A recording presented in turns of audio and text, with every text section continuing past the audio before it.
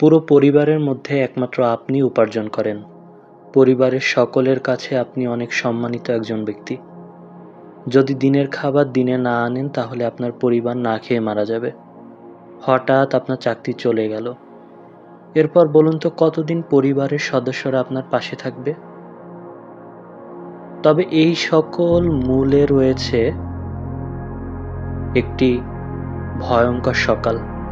সেই সকালে আপনি ঘুম থেকে উঠে দেখলেন আপনি বিশালাকার একটা পোকাতে রূপান্তরিত হয়েছেন। কি? কেমন ভাবছেন?